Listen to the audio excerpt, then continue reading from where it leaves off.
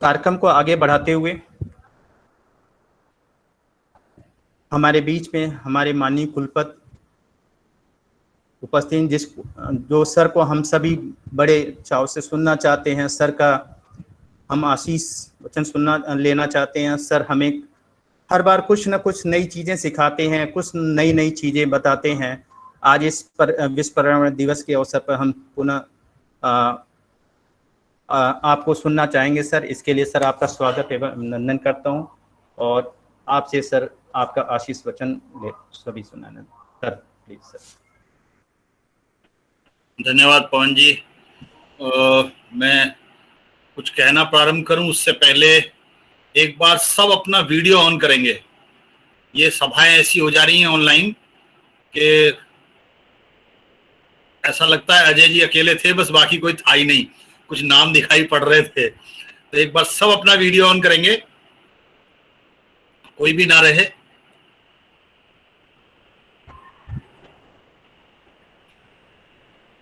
हम एक दूसरे को देख लें, एक दूसरे को जान लें, मिल लें, इस बहाने बातचीत कर लें। अभी बहुत लोगों के वीडियो ऑन नहीं है। प्रणवीर सिंह, मधु पटेल, सुनील श्रीवास्तव, अवनीश दुर्गेश्वर। मैं अपने विश्वविद्यालय के शिक्षक मित्रों से ऐसे ही मिल लूं, इस बहाने विद्यार्थियों से ऐसे ही मिल लूं, ये भी अपने आप में अच्छी बात है। विदेश कहाँ यात्रा कर रहे हैं आप?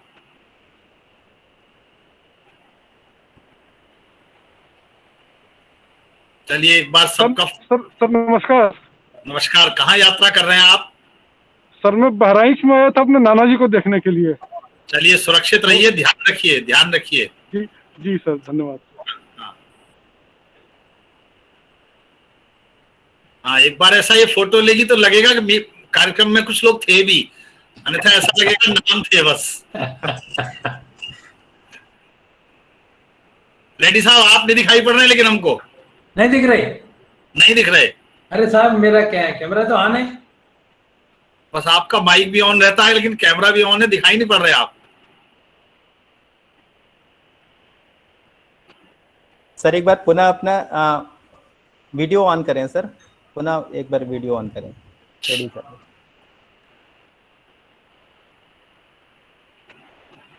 चलिए देखिए, बहुत सारे लोगों को बहुत दिन बाद फिर से एक बार देखने को मिल रहा है। सबको नमस्कार करता हूँ। आनंद जी को, पवन को, सबको इस बात के लिए बधाई। शाना जी को इस तरह का आज का कार्यक्रम करने के लिए। विश्व पर्यावरण दिवस पर विश्वविद्यालय के माननीय प्रतिकुलपति आदरणीय प्रोफेसर जी गोपाल रेड्डी जी, इस कार्यक्रम के मुख्य वक्ता मेरे मित्र प्रोफेसर अजय प्रकाश जी, और विश्वविद्यालय के मेरे सभी शिक्षक साथियों, विद्यार्थी दोस्तों। ये अपने आप में विडंबना की बात है कि भारत संसार भर का सबसे पुराना देश होने के बाद एक पर्यावरण के लिए हमें दिवस मनाना पड़ता है।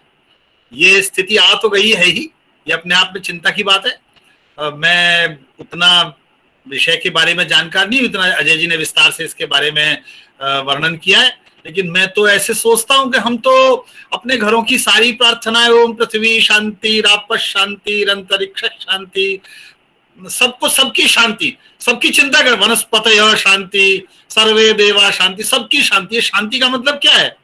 ये शांति का मतलब है सब अपनी जगह, जिसे रेस्टोरेशन ऑफ इकोसिस्टम कहा। मुझे कल आनंद जी ने कहा सर इस विषय पर हम करना चाहते हैं, तो मुझे लगा ये थीम है तो बहुत अच्छी बात है, लेकिन हम तो इस थीम को वर्षों से प्रार्थनाओं में गा रहे थे, सब शांति रहे। शांति रहेगा मतलब क्या है? पीस का मतलब केवल हमारे पीस अध्ययन के बैठे हुए असलम जी और मित्र लोग। पीस का मतलब है सब अपनी जगह, अपने काम में, अपने स्थान पर, एक दूसरे को परेशान ना करते हुए, एक दूसरे को व्यथित ना करते हुए, व्याकुल ना करते हुए, विचलित ना करते हुए, अपने अपने संतुलन में रहें। जिसे आप जैविक विविधता के संरक्षण की बात कर रहे हैं, जैव विविधता के संरक्षण की बात कर रहे हैं। और ये देखो नारे के रूप में कहना, मुझे क्षमा करेंगे, मैं थोड़ा सा साफ बोलने की साहस कर रहा हूं। नारे के रूप में कहना, अजय जी ने संकेत भी किया, नारे के रूप में कहना बड़ा आसान है, पेड़ लगाइए, पेड़ लगाइए। कहां लगाइए, कहां लगाए पेड़? ये बहुत सारे लोगों के समक्ष तो ये सवाल है, ये प्रश्न है, वो कहां लगाएंगे, कौन सी जगह लगाएंगे? सामाजिक वानिकी का एक विभाग है भारत सरकार का, राज्य सरकारें उसको चलाती हैं। आप जानते हैं उसके लिए करोड़ों रुपए खर्च होता है। वो पेड़ लगाते हैं, वो पेड़ लगाते हैं, उसके बचाने का, पहले लगाने का पैसा आता है, फिर बचाने का पैसा आता है, फिर ट्री गार्ड का पैसा आता है, फिर दूसरी बार उसको फिर से वो मर गया उसे बचाने के लिए पैसा आता है, फिर नई बार उस पेड़ को लगाने के लिए पैसा आता है। ये पैसे का उपयोग होता है। तो पेड़ लगाएंगे कहां? और पेड़ लगाने के साथ साथ अजय जी ने संकेत किया, पेड़ लगाना इस पाप का प्रायश्चित नहीं है कि जो हम रोज पेड़ काटने के तरीके अपना रहे हैं। जितने काम, हम में से कितने लोग हैं जो कागज का उपयोग अधिकतम करते हैं? हमारे पास चिट्ठियां आती हैं, हमारे पास कागज आते हैं, लेटर्स आते हैं और आर्टिकल्स आते हैं, कोई ऐसी चीज आती है इसमें एक और लिखा हुआ है, दूसरी ओर खाली कागज है। कितने हम में से उसका उपयोग करते हैं? कितना हमें कोशिश करते हैं कि जहां कागज की आवश्यकता ना हो कागज का उपयोग ना करें? हम में से कितने जो घरों में हमने अपनी सजावट के लिए, अपने विकास के नाम पर, विकास, सड़कें बने, हाईवे बने, बिल्डिंग बने, सरकारी व्यवस्थाएं हों, ये सब आवश्यक है, लेकिन हमने अपने घरों में जो पर्यावरण के संरक्षण के प्रतिकूल सारे काम करने प्रारंभ कर दिए। पश्चिम से सीख के ऐसे शीशे लगा दिए जिनसे वो जो रेज निकलती हैं वो नुकसान भी देंगी, हमें आवश्यकता ही नहीं थी उनकी। हमने तो अंधानुकरण किया है। और विकास, आधुनिकता और पर्यावरण, इन तीनों को हमने एक दूसरे का विरोधाभासी मान लिया है। पर्यावरण और विकास एक दूसरे के विरोधाभासी नहीं थे, है ये कि दोनों का संतुलन बना के रखना था। तो हमारा संतुलन बनाए रखने के लिए यह आवश्यक था। इस भारत का ऋषि इस बात को समझता था। कई बार मुझे ऐसा लगता है जब हम ऋषि बोलते हैं तो मन में ऐसा कुछ आता है, कोई एक बाबा जी दाढ़ी वाले, गेरुआ वस्त्र पहने हुए, जंगल में रहने वाले, भगवान का नाम लेने वाले, बस वही ऋषि होते होंगे। मेरी इतने दिन की समझ ये कहती है ऋषि का मतलब है साइंटिस्ट, ऋषि का मतलब है स्कॉलर, ऋषि का मतलब है विद्वान, ऋषि का मतलब है लेखक, ऋषि का मतलब है चिंतक, ऋषि का मतलब है फिलोसफर, ऋषि का मतलब है जो भी काम कर रहा है, बढ़िया डॉक्टर। ऋषि वो हैं जो अपने क्षेत्र में विशेष रूप से विचार कर रहे थे। इसीलिए वात्स्यायन भी ऋषि है, चारवाक भी ऋषि है, सुश्रुत भी ऋषि है, चरक भी ऋषि है, रामानुजाचार्य भी ऋषि है, भास्कर भी ऋषि है, ये नागार्जुन ऋषि है, सब ऋषि हैं। ये ऋषि का अर्थ ही है कि वो अलग अलग लोग अलग अलग क्षेत्र में अलग अलग बात पर विस्तार से अध्ययन, रिसर्च करते थे, शोध करते थे और उसे सामान्य आदमी को समझाया कैसे जाए। आप में से बहुत सारे लोग रिसर्च पेपर लिखते हैं, बहुत सारी किताबें लिखते हैं, विदेशों से छपवाते हैं, रिसर्च पेपर छपवाते हैं, वो सामान्य आदमी की समझ में आता है क्या? तो उसे सामान्य आदमी की समझाने के लिए आप कुछ ऐसे फार्मूले से एक सरल भाषा में कोई बात कहते हैं, तो सामान्य आदमी को समझाने के लिए कह दिया ये पृथ्वी हमारी माता है, ये जो पेड़ पौधे हैं ये सब, इनमें हमारे देवता निवास करते हैं। इनमें देवता निवास नहीं करते थे इसलिए कि इनके साथ हमारा एक रागात्मक, एकात्मक, भावात्मक एक रूपता का, ऐसा कि जैसे हमें वैसे ही है, जैसे प्राण हमें वैसे ही प्राण इनमें, यद पिंडे तद ब्रह्मांडे, इनमें ये भाव आ जाए हमारे मन में। साइंस को बताने की आवश्यकता ही नहीं थी। जगदीश चंद्र बोस ने संसार को बताया, हमें परंपरा पहले से ये बताने की कोशिश कर रही थी कि इन सभी प्राणियों में वही ईश्वर का निवास है जो हम में है, वो हमारे अंदर जो ईश्वर है वो इनके अंदर है। इसलिए पूरे पर्यावरण को, पेड़ों को, लताओं को हमें अपनी, गोपाल रेड्डी साहब ने बहुत बड़ा संकेत किया था गांधी जी का कि वो लोभ का, लालच की पूर्ति करने में समर्थ नहीं है, आवश्यकता की पूर्ति करने में समर्थ है। तो आवश्यकता के अनुरूप हमें उसका उपभोग करना था। इसीलिए परंपरा कहती है तेन त्यक्तेन भुंजी था, त्याग पूर्वक उपभोग करना। कृष्ण से अनासक्ति भाव कहते हैं, अनासक्ति योग कहते हैं। इसलिए केवल इसलिए कि हम उसका उपयोग कर सकते हैं, हम दोहन कर सकते हैं। और प्रकृति दोहन के लिए तो नहीं ही थी, भारतीय पारंपरिकता ने उसको अपनी मां कहा। यदि पृथ्वी को मां कहा, प्रकृति को मां कहा, किसी को चंदा को मामा कहा, किसी को कुछ कहा, किसी को कुछ कहा, सब ये इसलिए कहा, गाय को माता कहा, चींटियों को दाना देने को कहा, मछलियों को दाना खिलाने, चारा खिलाने को कहा, कुत्तों को रोटी डालने को कहा, ये सब इसलिए कहा, कौओं को कुछ खाना डालने को कहा, ये इसलिए कहा कि ये सब अपने अपने जगहों पर सुरक्षित रहें, जीवित रहें, संरक्षित रहें। और ये जैविक जो विविधता है, ये जो क्रम है प्रकृति का बनाया हुआ, ये चलता रहे। और ये चलता रहे। इसलिए आवश्यक ये है कि हमारी मानसिकताओं के परिवर्तनों के लिए एक बार हमें ये स्वीकार करना पड़ेगा कि हमारी पारंपरिकताओं में से हम कुछ जो कर्मकांड मात्र करते हैं उससे बाहर आ जाएं। और कर्मकांड मात्र कैसे करते हैं?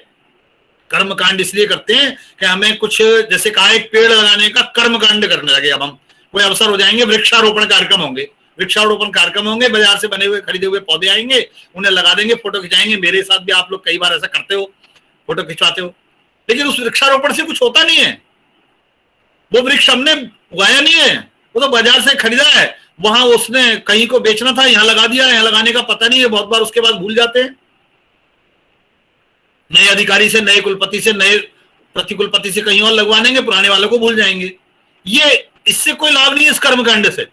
मूल रूप में हमें यह समझना है कि प्रकृति के प्रत्येक आयाम, केवल वृक्ष नहीं, इसलिए कहता हूं, हम नदियों को कहते माताएं और उनमें सारा हमने प्रदूषण का जल डाल दिया है, सारे नाले का, सारे जो कचरा अपने औद्योगिक इकाइयों का वो डाल दिया है। करोड़ों रुपए भारत सरकार को वर्षों से, राजीव गांधी के समय से लेकर और अब मोदी जी की सरकार तक नमामि गंगे और विभिन्न योजनाओं पर खर्च करना पड़ रहा है।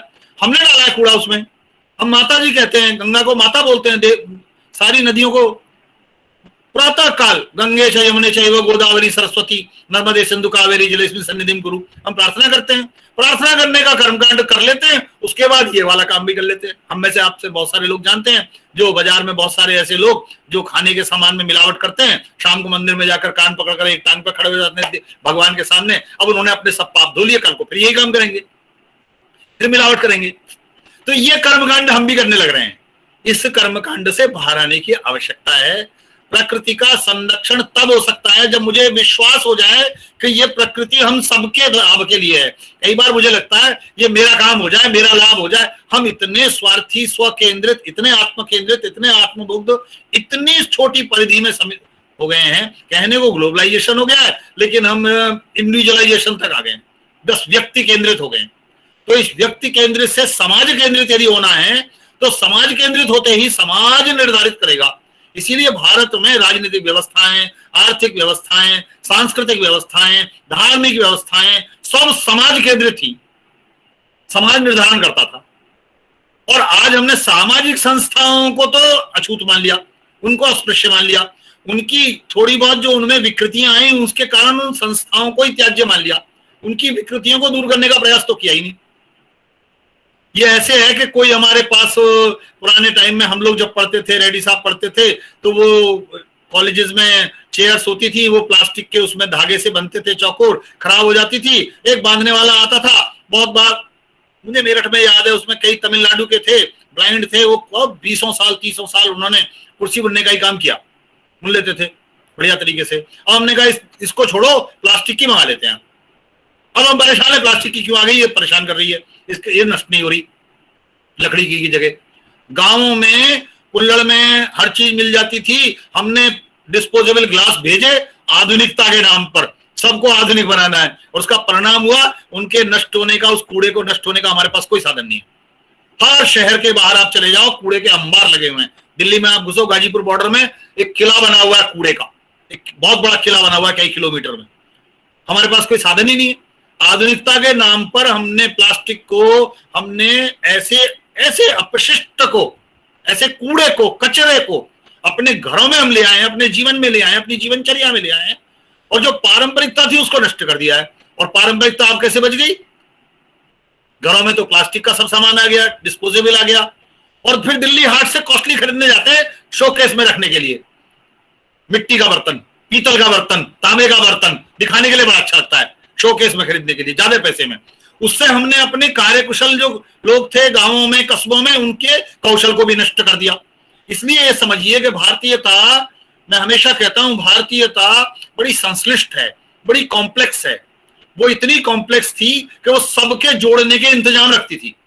वो जोड़ने के जो इंतजाम सबके थे, मैं जिस गांव में बचपन में रहता था, जहां मेरा जन्म हुआ, मेरे दादाजी, ये परिवार के लोग खेती करते थे, तो बहुत सारी चीजें होती थी, सरसों भी होती थी। मेरे बगल में एक जो घर था वो मुस्लिम तेलियों का था, तो सरसों का काम उनका था, कोई बढ़ई था तो बढ़ई का काम उसका था, कोई लोहार था लोहार का काम उसका था। वो आत्मनिर्भर स्वावलंबी ग्राम जिसे महात्मा गांधी कहते थे, जिसे आज आत्मनिर्भर भारत की बात 12 मई 2020 से प्रधानमंत्री कह रहे हैं, वो आत्मनिर्भरता एक दूसरे के प्रति पारस्परिकता में है, सामुदायिकता में है, एक दूसरे के प्रति सहजीविता में है। अकेले आत्मनिर्भर होने की बात नहीं है, मैं अपने पास सब कुछ इकट्ठा कर लूं, मैं अकेला जी लूंगा, ये आत्मनिर्भरता नहीं थी। आत्मनिर्भरता थी मुझे जब जिस चीज की आवश्यकता होगी उस काम को करने वाले मेरे परिचित, मेरे अपने, उनके सुख दुख में मैं साथ, वह आत्मनिर्भरता। तो ये पूरी प्रकृति भी हमारी सहजीवी है, हमारी सहचर है। हम एक दूसरे पर निर्भर हैं, ये हम पर निर्भर नहीं है, और हमें इसका दोहन करने का अधिकार नहीं दिया किसी ने। इसलिए मैं बहुत विनम्रता से आप सबसे निवेदन करता हूं कि पेड़ भी लगाइए, मौका लगे पेड़ लगाइए, जहां लगा सकते हो वहां लगाइए। उन्हें जीवित रखने के बारे में यदि समय निकाल सकते हैं तो ध्यान रखिए, जीवित रहे नहीं रहे, क्या हुआ उनके बारे में जरा उनको नेविगेट करिए। लेकिन एक बार विचार करिए, ये सब क्यों है, ये सब कैसे है। और अभी इसकी ओर संकेत मुकेश ने भी किया, पवन ने और अजय जी ने भी किया कि ये जो प्राकृतिक आपदाएं आ रही हैं, इनमें अधिकांश हमारी आमंत्रित की हुई हैं। इनमें से अधिकांश को आमंत्रण हमने ही दिया है। हमने ऐसी व्यवस्था की है कि नदियों के ढलानों पर अवैध अतिक्रमण करके 5-5, 8-8 मंजिले भवन बना के होटल बनाए, और नदी अपने रूप में जिस दिन आई तो बहाती ले गई, फिर हमने हाहाकार किया, हम मर गए। हमने किया है अतिक्रमण।